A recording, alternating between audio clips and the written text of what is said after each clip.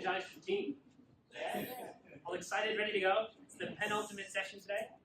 You excited to learn about Scrum and business? Fantastic. Yes, yeah, please have a seat. So let me just reset the clock too and make sure we end on time. Right. Thank you very much for coming today. My name is Nicholas Hope. I'll just introduce myself in a second. My talk is called It's Business Time, or 5 ways to get Scrum to work in your business context.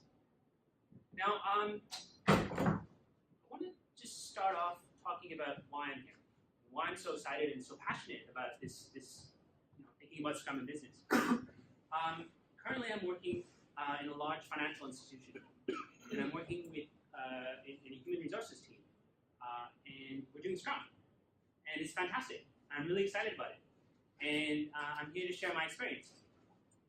And so I hope it resonates with you, and I also look forward to the feedback we get after. So if there's any questions you have, we'll have some time at the end and we can talk about that. Before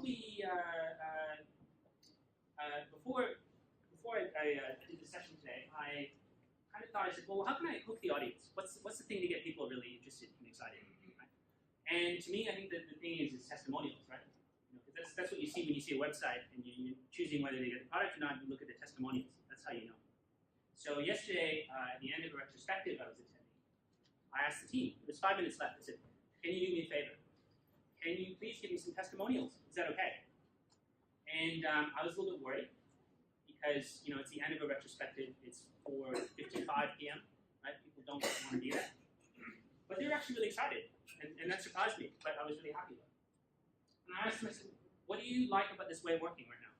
So this is a learning and development team working in a large financial organization. And it was really, they're excited to actually share their experience. So they said, the first one was, it's breaking down the departmental silos. So the way they worked before, they pass work from department to department. It helps us so much with planning. A lot of people think that in Agile there is no planning, but actually there's lots of planning. And in Scrum we plan all the time. We can now adapt to changes. So especially in the context of a large financial organization with a lot of visibility around the Royal Commission, for instance, there's a lot of change which is happening that the organization needs to adapt to, and it might happen at any point in time. It's not going to happen on your yearly funding cycle. We deliver so quickly that the rest of the organization can't keep up. So I'm not sure if that's a good or bad thing, but that's where we are. For me, it was okay. I'm just coaching that one team, so that's okay. But so hopefully those are interesting testimonials. I'll get to it. Just to talk about myself for a minute. So my name is Nicholas Hope. That's my Twitter handle. If you, I'll tweet this deck out as well. So feel free to check later on this evening when I posted this to SlideShare. You can get the slides. I think they're also available from the conference as well. What are my experience? I worked in a lot of financial organizations in Sydney. Previous to this, I was also a software developer. And software development, I worked as a business analyst.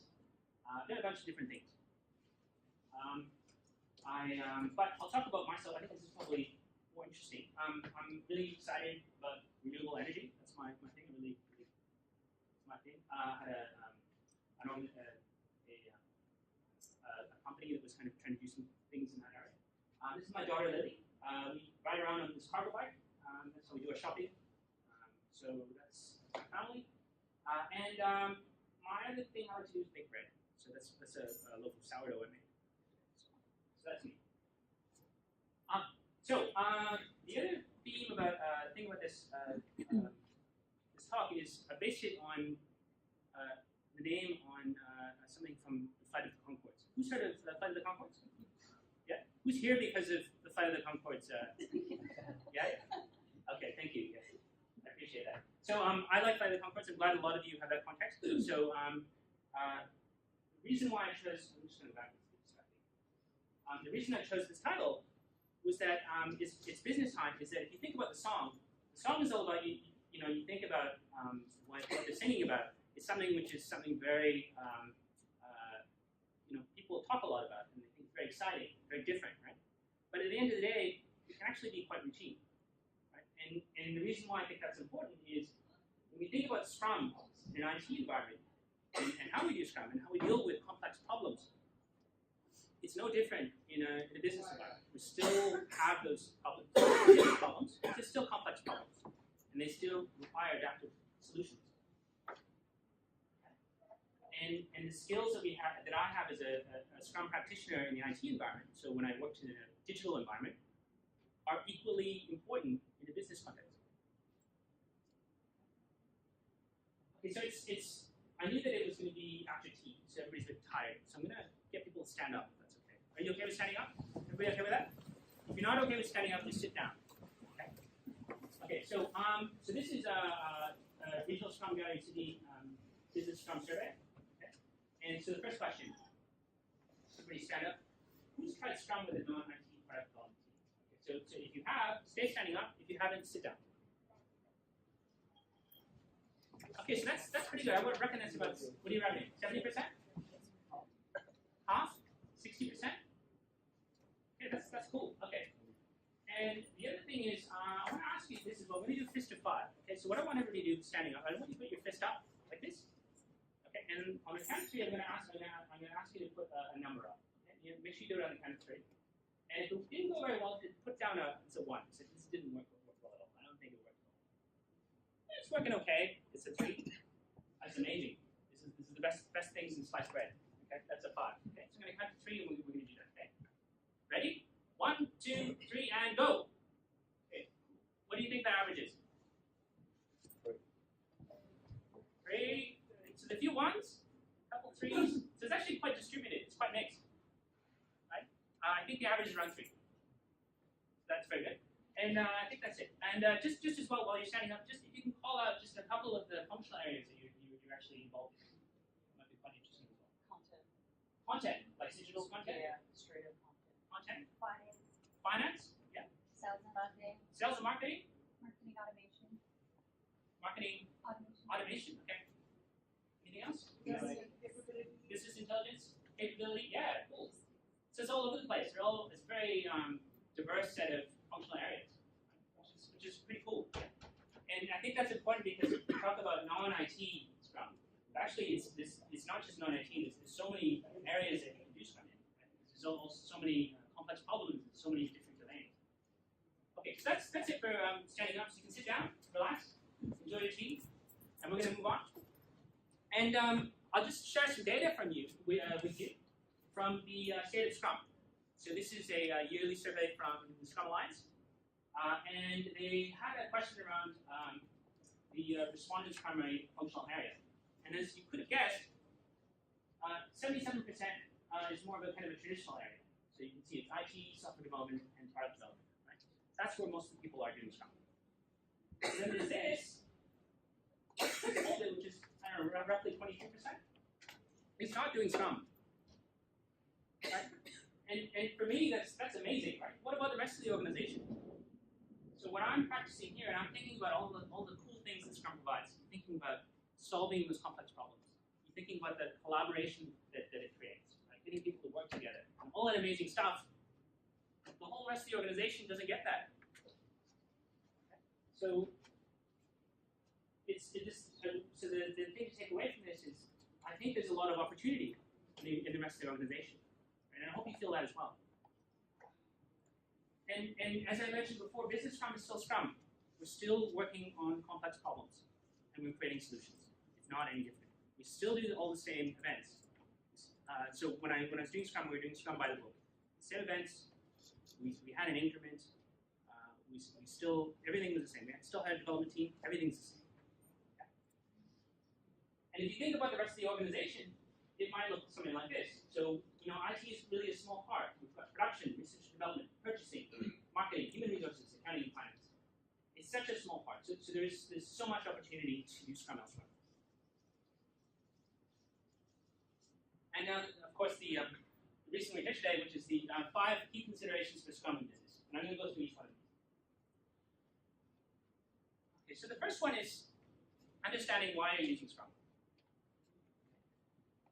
Focusing on the outcomes, being clear about what's valuable, working with external vendor teams, in visualizing practice improvements. So, I'm going to ask you to stand up again if that's okay. Everybody. Okay. So, I'm going to ask this question. So, what is the main reason your team is using Scrum or Agile right now? So, if the answer is yes, I want you to sit down. Okay. So, my first question is it because of efficiency or cost reasons? I want you to sit down. No? Is it efficiency or cost reasons? So, are you doing Scrum because it's cheaper than working in another way? No? Okay. That's very exciting. Is it because you want more collaboration? No? Yes? So if it is, just sit down. Yeah. More collaboration. The cost people already sat down. Is it because someone said or someone just wants to try doing Agile to see what it's like? So Agile is something you want to do. The team and the leadership. Yeah. Okay. And who's here because they have complex adaptive problems they want to solve? And what are the rest of the people saying? Why are you using Scrum? In your team? I think uncertainty. Uncertainty. So complex. Okay. I haven't started using it yet. You haven't started using it also. Okay. Being more effective on delivering value to our customers. Effective delivery. Okay. Cool. Same effective delivery. Quicker, yeah. And Okay. learn from. Quicker. Okay. Awesome. Cool. You can sit down. Thank you very much. So, and that's interesting because I actually did this talk before in my current organization, and it's totally flipped. So the main reason people were using Scrum there was because of efficiency reasons. People said this is more efficient, let's use Scrum. So it's actually very interesting that here it's not like that. And why do I think this is important? Well, I want to talk about my failure. Okay. So the first time, this is actually the first time, actually the second time I did Scrum with a business team. I was working in a human resources team, and they were trying to do Scrum. And I came in and I said, well, why do you want to do Scrum? They said, because we want to do Scrum. Okay. And we started on the journey. And I did all the training as I normally do. So I set everything up and I showed them what Scrum was. I told them all about the framework, the events, all the what the team looks like, the product owners, the roles, all that stuff. And shortly after we kept going on, there's a lot of problems that happened. So continually we're canceling Scrum events. So things would happen. We said, we have this meeting coming up. We can't do the retrospectives, and then they would just get canceled. Right? In the middle of our initiative, while we're working on it, the Scrum Master was allocated outside the team. Okay. So that meant that there was no one to really organize things, right, and remove impediments for the team. Okay. And from that, the cadence fell apart. Okay. Has anybody had this happen to them where it just wasn't working? A couple people? Yeah. Now, did it feel really good? Was that a really good experience? That learning experience was great? No, it was for me. It wasn't great. I wasn't really pleased with myself. It wasn't great showing up to work every day, and what you're trying to work on was failing. Right? That's not a great place to be. But we call it learning. That's another term for it. So I'm going to embrace that. And I was thinking about what failed. Why did it fail? What was the reason it failed? And my hypothesis around it was really around the development team, the Scrum team, and the leaders were not clear about why we're using Scrum. They weren't clear on the problem we're solving with Scrum. So I think when I go back to the beginning, when I actually talked to you before about why are you using Agile? Why are we using Scrum? They said because we want to use Scrum because we have to use Agile. That's not a good reason. But we don't do things because we want to do them. Right? We want to do things because we want to solve a particular problem. Okay. So what is the problem that Scrum solves? So if we go back to the Scrum Guide, which is where Scrum is defined, think about Scrum as a framework within which people can address complex adaptive problems while productively creating and delivering products of the highest possible value. And that's why I keep using those words, complex adaptive problems. That's what Scrum is really good at. Okay, so if we're thinking about, a good reason to use Scrum, that's a pretty good reason because it's in the definition, right? We're not doing it because another team is doing it. We have something which will help us in our way of working, and it'll help us with the problems we have. Okay. And this is a kind of a good analogy. It talks about how you can categorize different work. There's different ways to talk about this, but I'll talk about this here. So is the work mindset suited to Scrum? So what's this? Do we know what this is? Hamburger? From where? Big Mac. Which hamburger is it? That's a big one. It's a Big Mac, right? Okay. So when you place the order for the Big Mac, right? The person who's actually taking the order, do they already know what's in a Big Mac? Right? Do they already know the steps to create that Big Mac? Do they already know what it looks like? What you're probably going to get when it's done, right? So you know that ahead of time, right? That's what the Big Mac's all about. It's you can follow a process. You know exactly what it's going to look like by the time when you start it, when you initiate it, right? Versus something like this. So let's assume you're writing a poem or preparing a report. Okay. Who's done a poem before? Poems? Oh, that's lovely. I was worried that everybody would say no. That's good. I'm glad that you're all very artistic. So when you're doing poetry, so who's done poetry? Sorry, hands up again. So this guy Nelson, yeah. So when you're doing poetry, did you know before you started what it was going to look like word for word before you started? No. And what was the process you used to get to the end? Did it change as you went along when you writing it? It's amazing. Yeah, you have to try and learn, right? And that's the thing. So this type of work is very different than the other side. On this side, this complex work, we don't actually know what we're going to get when we start. Okay. Also, this is kind of what we call knowledge work, right? So we're not creating tangible things necessarily, right? It's a poem, right? Is it a good poem or not? How do you know? It's very difficult to understand, right? So think about this in kind of two ways. So one is really an assembly line mentality. So the outcome is knowable in advance. So you know, as like the Big Mac, you know what that is. We produce tangible and physical components, right? And there's a defined process to get to the outcome. If you think about McDonald's burger, the 455th burger that I've created, the process to create that is the same as the 20,344. Right? It's the same process, and it always produces the same result. It's going to be a Big Mac. It's always going to be the patty, the special sauce, the lettuce, the onions, the bun. It's always going to be the same. Have we ever seen anything? Pickles? Okay. I sometimes get in trouble because I've never actually worked at McDonald's. Look at this. They pull me out of it. So that's all right. But one thing I have done is knowledge work. So you may not know the outcome in advance, right? We produce intangible or knowledge work potentially, right? So it's not something which is you may not actually know it's right or not before you start. And you have an empirical process to realize the outcome, right? And Scrum is based on empiricism. And thinking of just going a little bit further, my next engagement was this one. So I was working with a learning team, and they were creating a curriculum. Okay, so that's a very different thing. And my observations were very different. When I started, because I had the learning from the last engagement, I started off with why, and I really challenged them. I said, well, why do you want to do Scrum? And they said, because we don't know what it's going to look like again. I said, okay.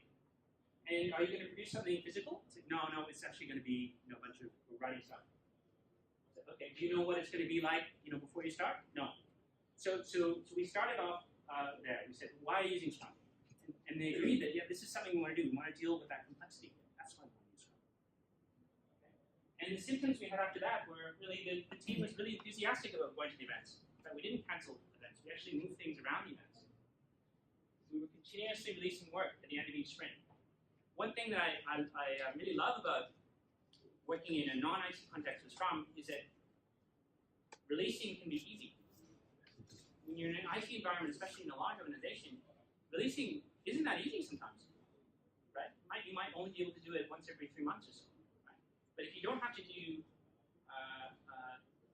continuous integration. You don't need to do regression testing. You don't have to deploy somewhere. You don't have a lot of complexity around releasing. It becomes really nice that you can just have something potentially releasable at the end of your sprint all the time. It's fantastic. Cross-functional, self-organized delivery work. This is the thing that kind of blew them away. They used to have a bunch of project managers that told people what to do. Okay? And with Scrum, we got the development team to actually co-create and plan and come up with the plan on how they're going to do the work themselves. Okay? And my hypothesis around that was they had clarity around why they were using Scrum.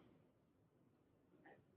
So just to close this off, I think that it's so important if you're thinking about Scrum or working with a team or an organization that's trying to use Scrum, being clear about why we're doing this and it's so important because that makes everything else so much easier. Focusing on the outcomes.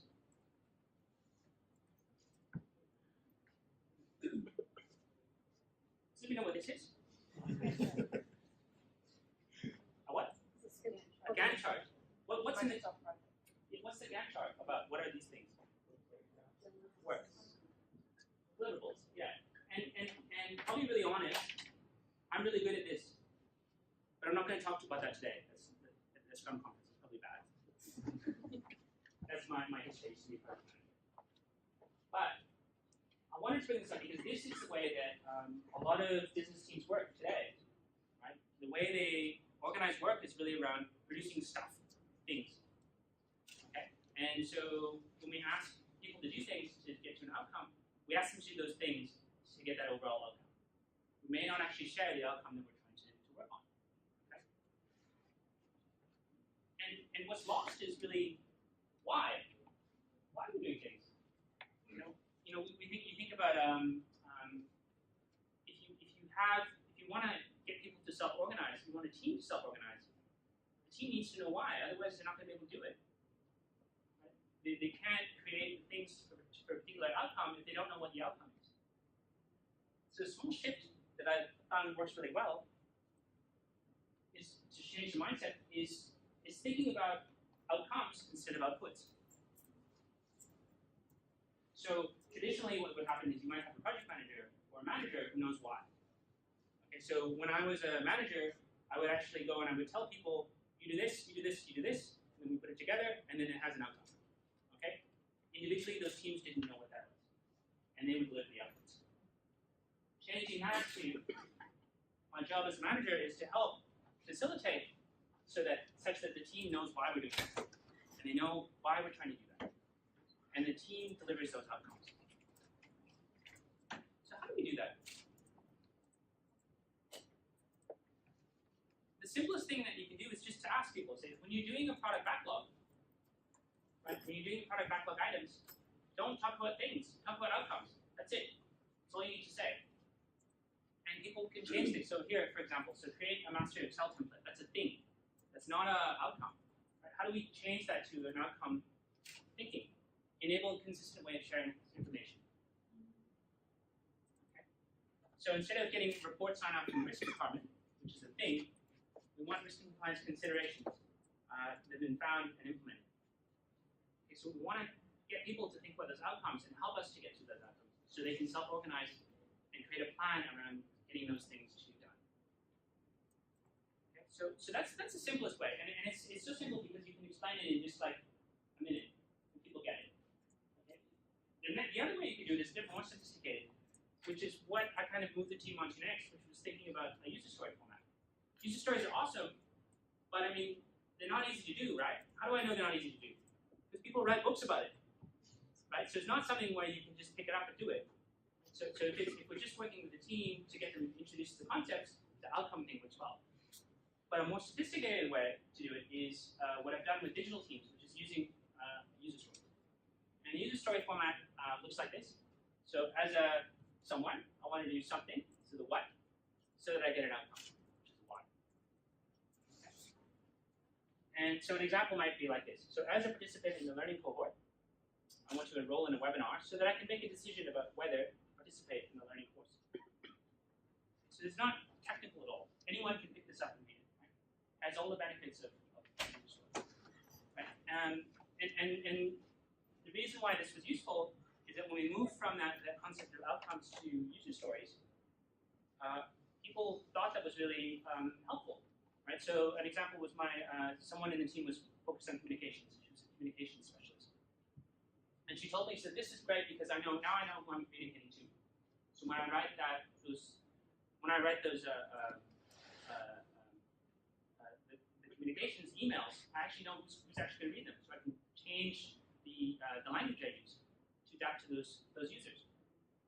Right? So that was really powerful moving to user stories, but it took a while. So thinking about outcomes, I think, is really important when we're trying to do Scrum in a business context.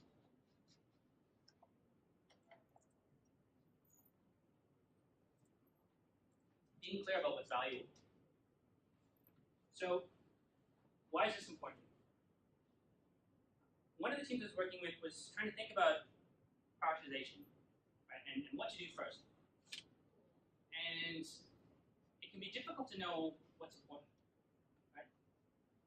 So how do we know what's important, right? So it can inform how we actually prioritize things, right, and how we order our product backlog. How do we do that? Well, a lot of organizations, especially as I've heard the examples today and in some of the other sessions, are really customer focused. So who works in a customer focused organization? So the customer is at the heart of everything they do. Who doesn't? 1, 2, 3. So a couple people. Okay. But most people work, and that's the important part. So whether it's customers, or clients, or community, organization serves them, and they're very important. So we think about our user stories or our outcomes. That's who they're for, right? And everything else is less important. But that's not the case for everyone. And we also need to think about making trade-offs explicit. Right? So when I'm doing prioritization, I want to know what the trade-offs are because that helps me to order things. Right? If I prioritize something which is good for the customer care center, that might mean that something which is good for customers gets done later. Right? So we want to be clear about those trade-offs. So one thing I've done is I've actually helped teams by kind of going back to the basics about what they're there for. What is the purpose of what you do? In order to get to that purpose, I kind of go back to what the company or the team, what their charter is. And I've grabbed a couple here, just as an example, from Australia, New Zealand, and America. So here you can see that Wesfarmers is not actually a customer-focused organization. That's interesting. So their mission was, their primary objective is to provide a satisfactory return to shareholders. Is that customer-focused? No. They want to make profit, right, for their shareholders. Okay. You think about Atlassian. So Atlassian is the company that makes right, which is agile lifecycle management, and they make other things as well. So the mission is to help unleash the potential of every team to open work. So who's their customer? Teams. That's their focus. And also Nike. So think about Nike bringing inspiration and innovation to every athlete in the world, right? Where if you have a body, you're an athlete. So who's their focus? Customer, right? The athlete. So us. Happens to be that everyone's an athlete, right? And also this one too. This is from Auckland. So the water company is called Watercare. It's reliable, safe, and efficient water and wastewater services. So I don't think it's explicitly mentioned, but their focus is on community. And so what we can do then is we can do things like we can explicitly describe the trade-offs by visualizing what things are more valuable and what things are less valuable. It's not that any of these things are not important, it's that just some things are more valuable than others. Okay? So in this case, we're looking at maybe say a financial organization. Customers are important. So our main thing is customers. And maybe after that, actually what's important is internal users. And then maybe after that is organization, internal stakeholders, or say the regulators, and maybe after that is systems. Okay, but this might be different depending on what business context you're in. Now, this was important because when we were talking about what to do first with this business team, we were trying to think about whether we should prioritize, talking to our internal stakeholders to socialize an initiative was more important than actually providing some learning, right, to customers. And people weren't really sure about, who we should prioritize first. And by actually explicitly saying, this is more important than something else, we made it very clear about what to do first. So it's about making sure that you know what's valuable is important. And this one, which is working with external vendor teams, which is my favorite. Who works with vendors right now in their Scrum teams? So that's like 50%. What do you reckon? 40%, 50%, right? So this is something which is a fact of life. If I could have everyone in the organization, everyone just working directly for the organization, I would. But as a fact of life, there's always going to be vendors. Okay? Well, why do we have vendors? Vendors might have particular specialist skills, right? They might have specialist ability or knowledge, or we might not have enough capacity with the people we already have in our team. Right? That's why we have vendors. And this is such a common pattern where we see vendors happening all the time, right? Now the problem with bringing vendors in is that they may be kind of contradictory to the principles of Scrum, right? Especially around the peer system. So if we bring in a vendor who provides kind of a sub-team in Scrum, we kind of impact the concept of transparency. So let me talk about that in a minute. So when we think about empiricism is supported by 3 pillars: inspection, adaptation, and transparency. So inspection, being able to look at either the outcome, in a sprint review, or looking at the team in a retrospective, right? Adapting, so changing the product backlog based on what we learned from looking at the product or the environment, or looking at how we progressed in the last sprint. And transparency, enabling all of that to happen. We can't inspect without that transparency. We need to be able to see it. So empiricism enables us to make decisions based on knowledge and evidence. And when we have a sub-team, which I have worked with before, that transparency is not there, right? Because we agree maybe that in a fortnight or a month or something like that we're going to do X, we're going to have a particular outcome. Transparency is lost in some ways because that team is not participating. They may not be participating in our Scrum events. They might not be at the daily stand-up or the daily Scrum. They might not be at the retrospective. They might not be at the sprint review. And therefore, we lose that transparency. Without the transparency, we lose that inspection. We can't inspect. We can't adapt. And then also we lose that collaboration. We're not working together as a team. If you think about Scrum, yes, Scrum is that small team working together and collaborating. And so what do we do? So what I found best is to actually integrate external people as part of the team. So they're part of the development team. And what does that mean? So that means that we actually integrate them in everything, right? So we share our way of working. We actually go to them and say, hey, do you want to work in this way? Do you want to actually do Scrum with us? Is that something that's okay? We include them in all those Scrum events, the team events, and the learning. So even the retrospective, they need to be able to give us that feedback that, as an organization, we're slowing them down, or them telling us what problems they have, right? So we can help to remove those elements. And we might also want to include them in our IT infrastructure or in our office environment. That might be something which is good. So this is something I'm doing currently with the team I'm working with. When I was actually in that retrospective that I talked about at the beginning, I asked the vendors, I said, what do you guys like about this way of working? Is this okay? And they said, yeah, it's great. So when we work in this way, we reduce a lot of the waste that we usually normally get. When we're actually doing something, things need to be reworked over and over and over again. Working in Scrum, we're always inspecting and adapting. We're always seeing the stuff coming through. And we're always getting feedback so we can change really quickly. So this is something that I found is really useful. It's actually bringing the vendor team in. But the challenges around that, so the producers are late rework. Challenges are not all vendors want to do Scrum. So it might be kind of a bit rich to ask someone, when you hire them in and say, hey, do you want to do Scrum? And they have like 100 other customers and they don't work in that way. You say, hey, do you want to do Scrum? No, not really. You're just one of many. Why do I want to work in this way? Right, so that could be a problem. And it might be important when we're selecting vendors that maybe they might be one, and we're working in Scrum, that we want to be somewhat flexible. It could be that the vendor is located elsewhere. Or maybe the vendor may have different priorities because they have different customers. So when we're doing Scrum, we're always, the development team is focused on the sprint goal. and it's all about the focus. If a vendor is focused on other things, they're not focused on their sprint goal, right? Which is bad, right? And that means we're not being as focused as we could be.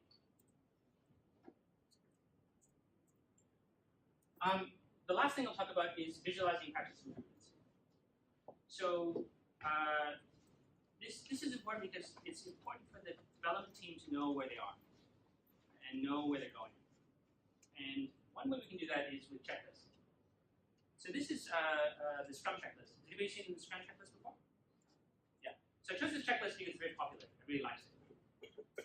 A synopsis of it is that it talks about core Scrum practices, so things you want to do. So for instance, the product owner has their product backlog. We have sprint planning meetings and things associated with that. We also have like complementary or recommended practices, which are here. Right? So this is useful when I'm a Scrum Master or someone in the team, and I want to know, okay, are we missing anything? Could we do Scrum better? Right? And so this is something from Henrik Nyberg, based in Sweden. And this is something I use quite a lot. But the challenge with the Scrum checklist is that, if you look at it, it's very static, right? It's something which is at a point in time. And the second thing is it doesn't really necessarily show progress. Where are we now compared to where we were last month? Right? So checklists are great, but my question really was around, can we visualize that checklist in a way? Can we show our progress? Right? Can we make the team feel good about their progress in changing the way they're working? So what it is, I took that checklist and I kind of visualized it. And I have the link down here, which I'll send out as well. And this is taking the Scrum checklist and grouping it by the events, the roles, and the artifacts of Scrum. Right? So over time, you can see that maybe we were here before, so in the product backlog, we didn't have a product backlog before, but now we're actually creating that product backlog and we have items in it. We've kind of moved up better than we were before. Or maybe some things have gone down. Like we used to have a sprint burn down, so we're not doing that anymore. That's something that we didn't find useful, so that goes down. So by visualizing it, it does a couple things. So one, as I mentioned, shows progress or change between where we were and where we were before.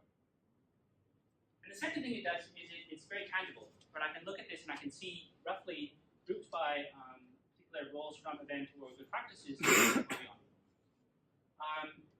When I did this with one of the teams, they were really excited about it because I think for them, seeing the progress of where they're going with Scrum was really exciting.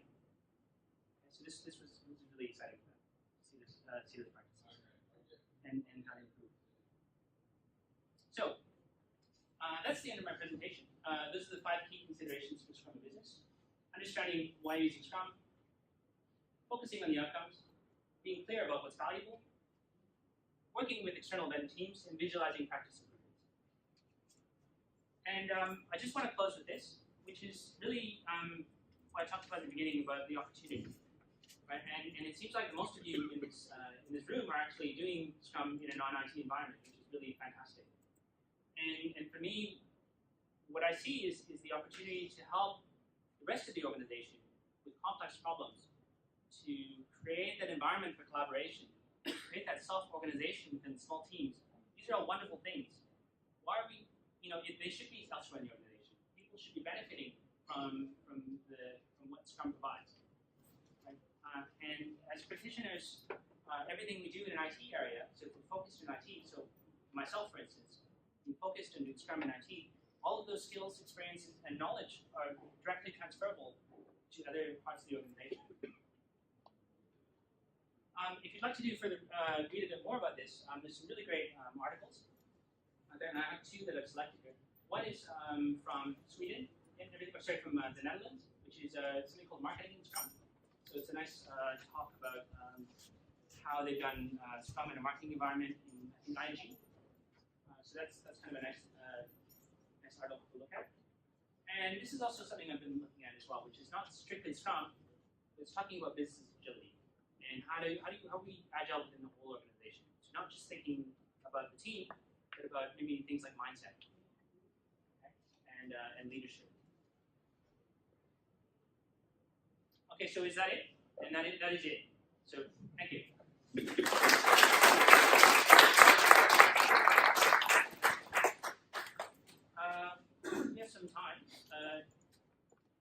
time we have? I think that's, I'll take some questions. That's okay.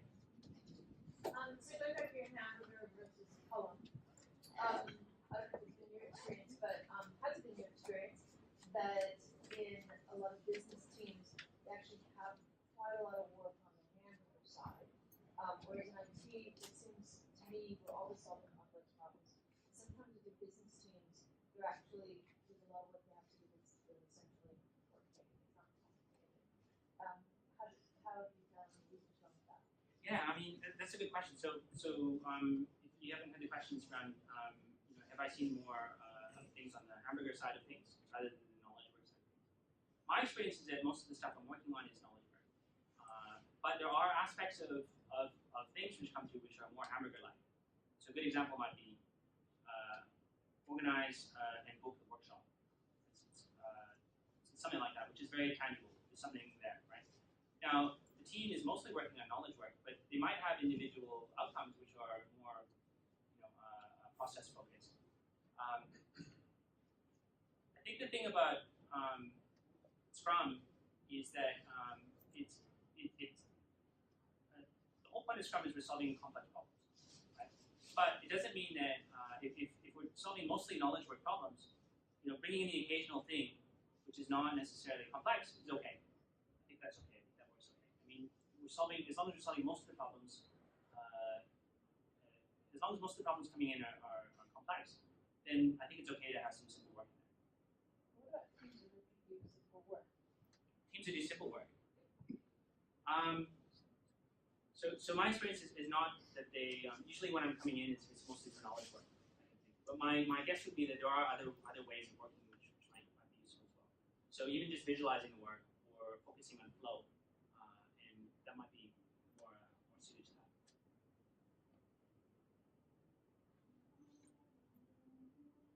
Any other questions? What was the trigger to make the company that you're working to get agile coaches involved in HR in different areas? So what was the trigger? Who made the decision that other areas will have to go through this new mindset? Okay. So the question was around, if I understand correctly, what was the trigger to actually bringing in an agile coaching capability into that team? So surprisingly enough, I think it's kind of in that organization I was talking about. It was more about they were seeing agile working in an IT environment and saying, hey, that looks pretty cool. Maybe we can do it in other places. I think it was as simple as that. Right? I don't think it was any deeper than that. I don't think they were thinking about are we dealing with complex problems. I think they were thinking more about doing things more quickly, maybe thinking about doing things cheaply. I think that was the focus. But I think there's different levels of decision making. Right? So maybe at a higher part of the organization, we're doing things because of one reason, but maybe in other smaller areas, in other sub-teams, we have different problems or different understanding of what the problems are. So it could be that maybe in one part of the organization or another part of the organization, we're doing something for a different reason. So does that answer your question?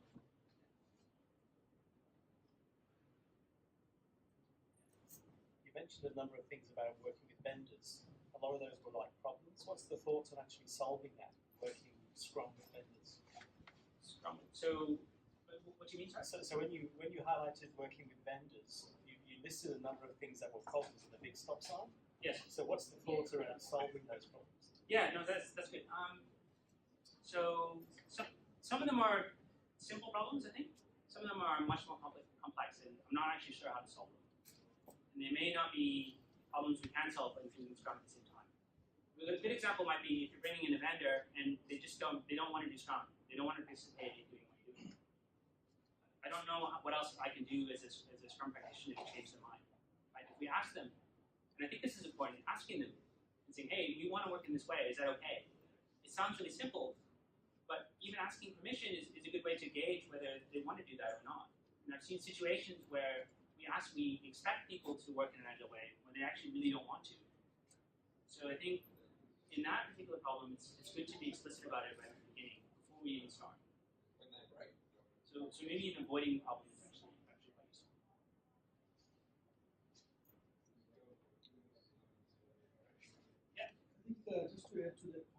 also consider the Cinefin framework kind of stuff as well, which actually tells the teams that this is a simple problem you're trying to solve, or complicated, complex, or it's a chaotic situation you are in, and that allows you to work out or break down what kind of problems that the teams or the person who's trying to implement Agile out of IT world is trying to solve, and that can actually ease out making decisions on what could be utilized. And whether they can decide it's a simple problem, don't worry about it, complicated, use Kanban, complex, probably use Scrum kind of style, and so on and so forth. That's right. I mean, so there are other things, like as you mentioned, which is really good, talking about Kanban, using Kanban to categorize.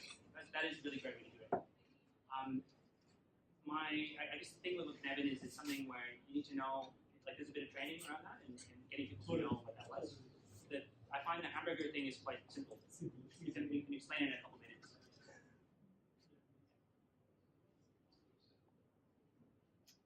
Yes, sorry. Let's say the team wants to do Scrum. Yes. But the senior management is not very supportive of it. How do we make them see that the team is wanting to do Scrum and how many days a month? Yeah, okay. So the question is around the team wanting to do Scrum, but the management maybe not wanting to.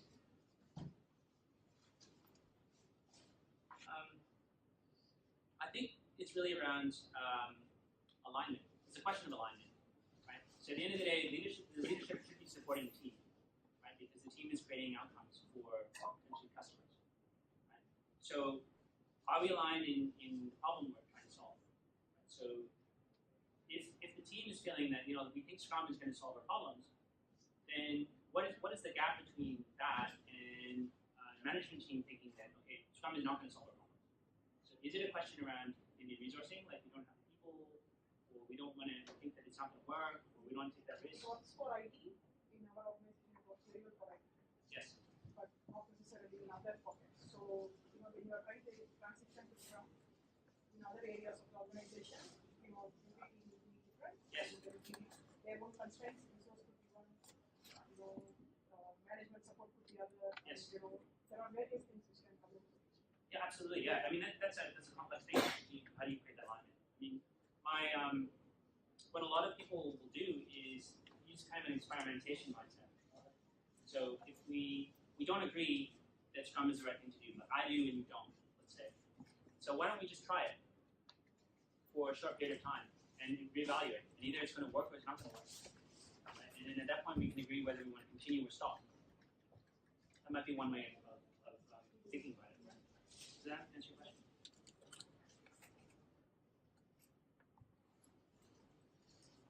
No, I think that's the last question. Thank you very much. I really appreciate it.